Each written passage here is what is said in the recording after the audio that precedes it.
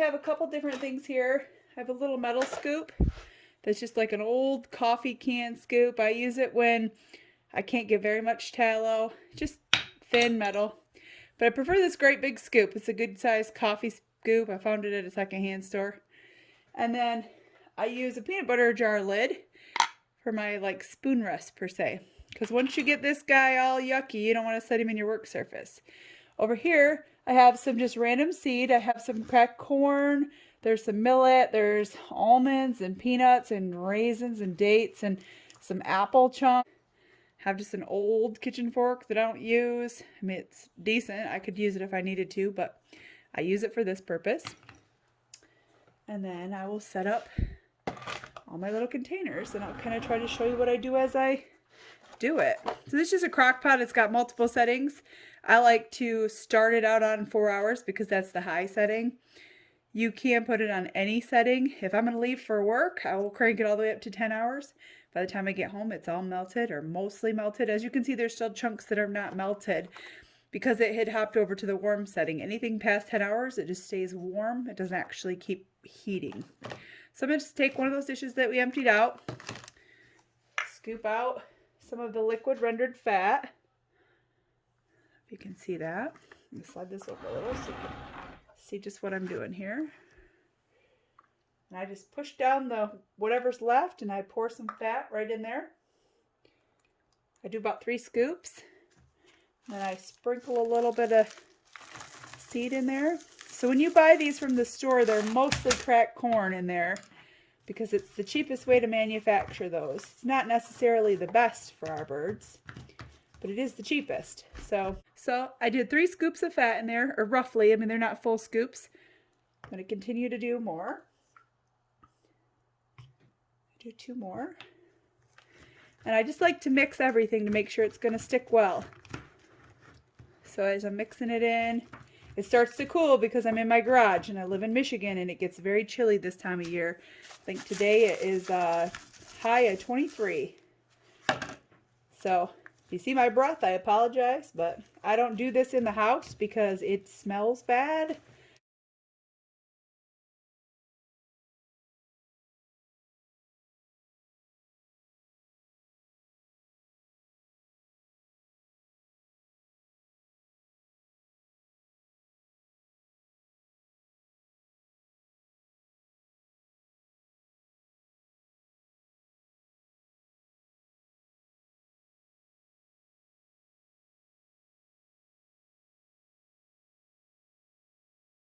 In here, just kind of push the fat over a little, get it close, pour it on there, and you can go as deep as you want or as shallow as you want.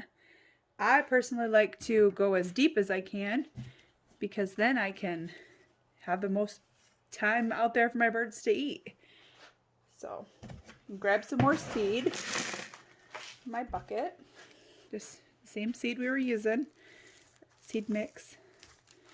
Pour some more in there. And this is a messy job, and like, that's why I do it outside too, because then I don't have to worry about it. I can just sweep it up and throw it outside. The birds can enjoy it even if it's not in a suet cake form.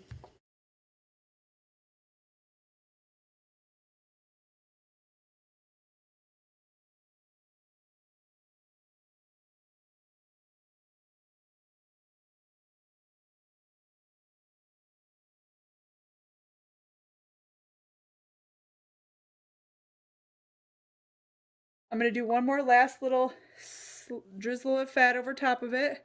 Like I said before, if you decided to, you could leave it just how it was. You don't have to add that drizzle of fat, but I like to just because it's really cold here. Moving on to the next one. Scoop some fat. You're good.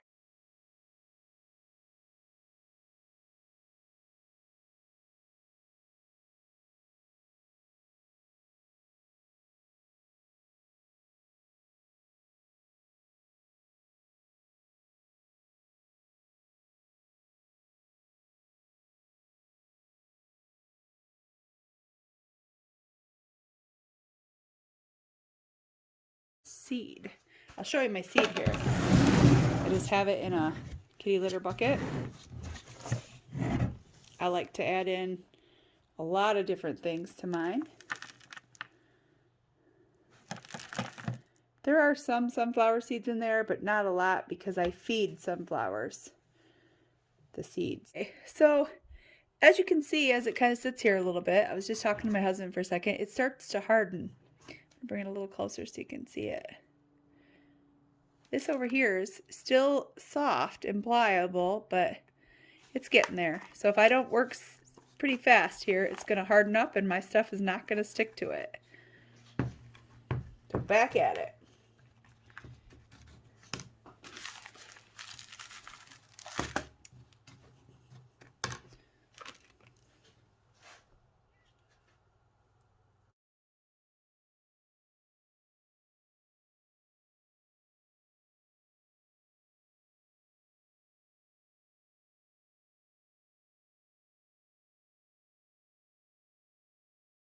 There's another one done. I didn't go quite as full this time.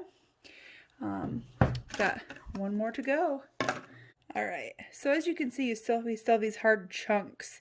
We have a lot of this brown stuff. So this right here was from yesterday. What didn't actually, it's still fat. It still could be rendered somewhat, but it's very hard and it's not melting like I'd liked. And it's actually, after it's cooked, it's almost like a jerky, but I wouldn't eat it. I feed it to my chickens because it is still healthy for them, and it is meat and it is fats to keep them warm in the winter. So here's another chunk. This is kind of what the other one looked like. It's not really melting down so great. You can see that there's like meat on there. I don't really think that's going to amount to much, but I know underneath here from yesterday when I put it in that there's a big chunk of this hardened meat stuff on the bottom. It's very hard. I wish you could see it. Like some of it smushes through, but it's very hard, almost like a overcooked steak. This will not melt down no matter how long you leave it in there. It's just meat that's been cooked. So as you look through, you can kind of look around. There's another piece right there. I'm gonna use my fork because probably won't be able to get it with the knife. Another hard piece. But you can tell what's going to melt down and what's not by just the feel of it. Like this feels like a jelly ball still. Sometimes you can shake out the good stuff out of it and then put it back in here for a little while. I'm going to call that a loss. Just let it go because I have plenty. So all of this yucky goodness is going to the chickens. I'll throw it out to them in the morning. I'm going to actually keep it kind of warm so that it's warm for them to eat because like I said, it's very chilly here. A healthy treat.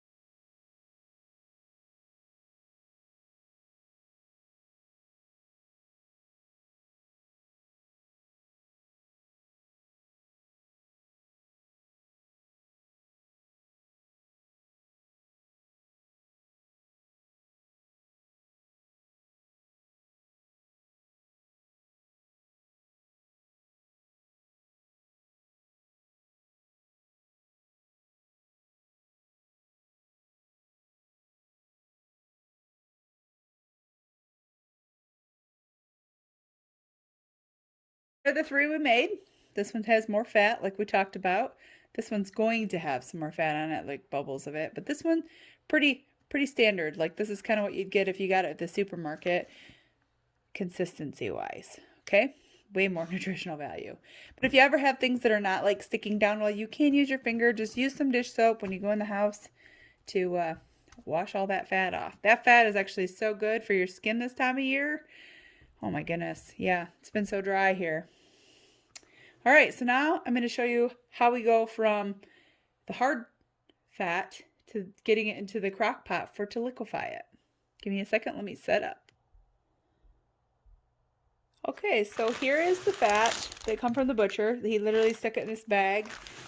And what we're going to do is we're just going to use just a sharp knife. This is just one of the kitchen knives that we use around here for cutting up stuff. Just going to hack off a hunk. The smaller you make these cuts, like of this fat, the quicker it'll melt. I have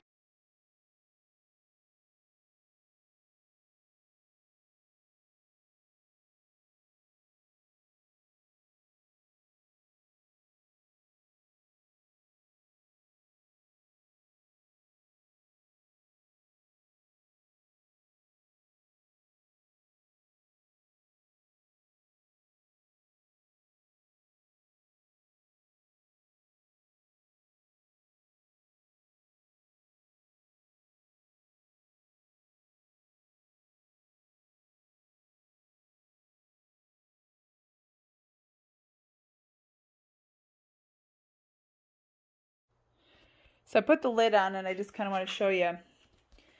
You want to make sure the lid is sealing all the way around. You don't want it sitting cockeyed or anything like that, because you're going to lose a lot of heat out of that. And when you're running electricity to make bird food, it's not smart to waste any extra energy.